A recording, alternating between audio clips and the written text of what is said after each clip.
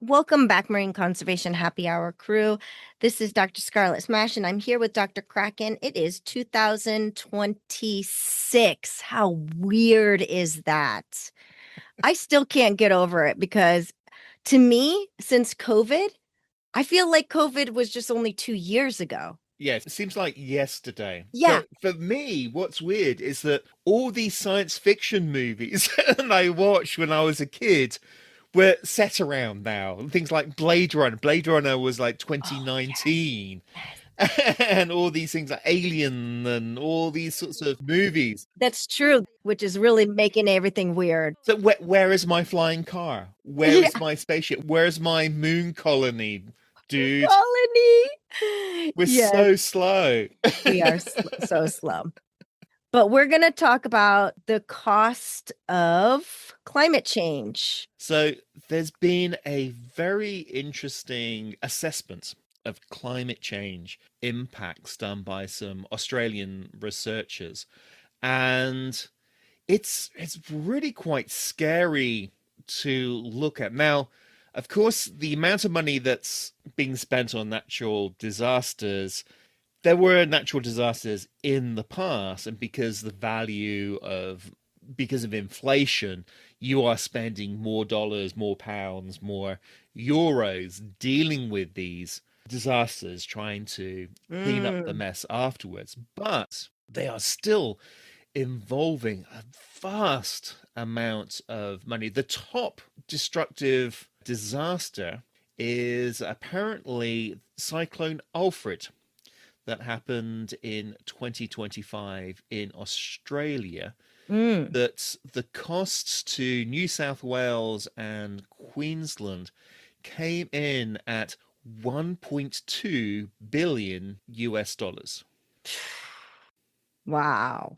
A UK based NGO said that they had spent estimated more than $120 billion in losses over 10 environmental catastrophic events. Man, how did I not know about what? When did this happen?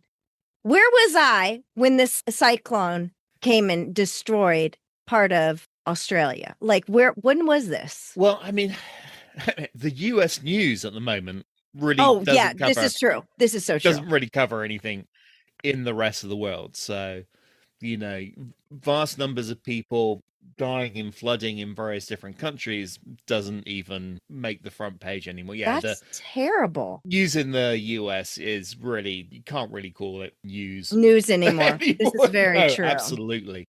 Absolutely. The $120 billion in losses I mentioned are 10 catastrophic events, but Mm. the cyclone Alfred was a weather system. Climate change is leading to stronger, larger, more destructive events such as hurricanes and cyclones and flooding events.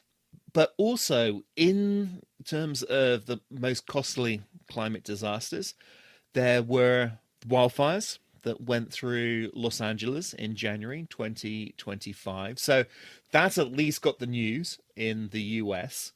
And the cost of that was in excess of 60 billion US dollars. There were cyclones in November that led to massive flooding and landslides in a lot of Southeast Asia. So that, again, economically very costly, but also very costly in human lives as well. Nearly 2,000 people died in the cyclones in November, all told. Good Extreme Lord. rainfall and flooding in China was the third most costly event, and huge, huge economic impacts from these 10 major climate related catastrophes in 2025. And the reason why they were so devastating is because they were like slow moving, right? Yes, part of this is because they might be slow moving, they may be larger and more powerful.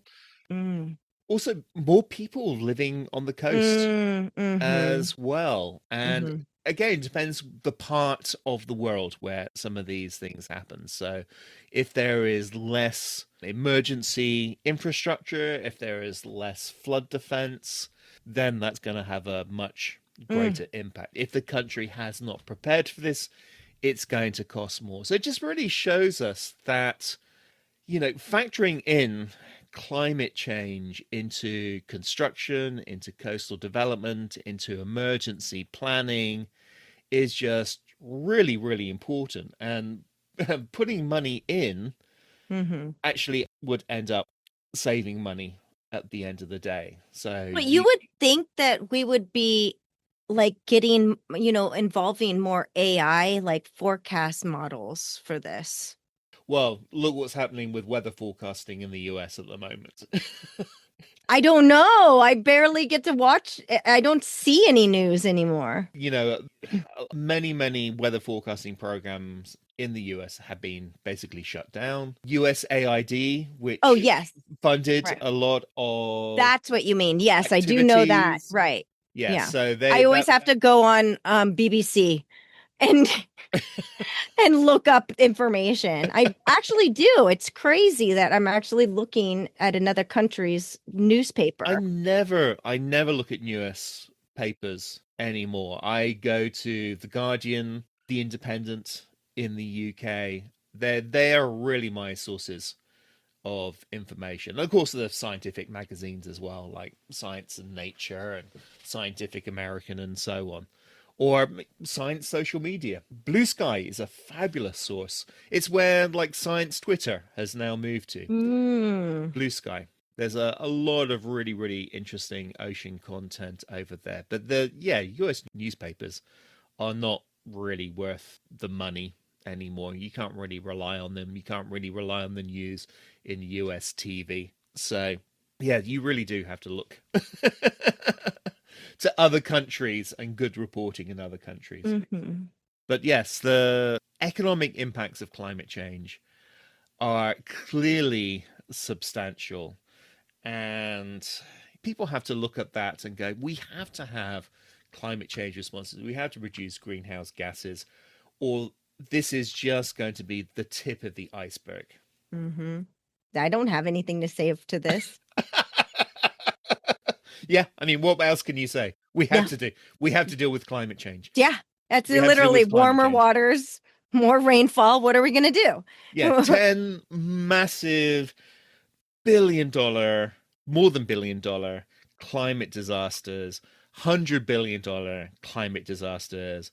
Politicians, take note. This is just the tip of the iceberg. It's going to get a heck of a lot worse. It's going to cost livelihoods. It's going to cost lives. Get your act together. Get your act together. Get your act. Just sort yourself out, politicians. You're just smacking the air as you're doing this. Listen to Greta. Greta? Are you Greta now? Only Greta is Greta. Oh, okay. So we still have China that is installing more solar panels. Oh, yes. I mean, Yeah, than the rest of the world. yes, the fact that China is investing so much in renewable energy Yeah.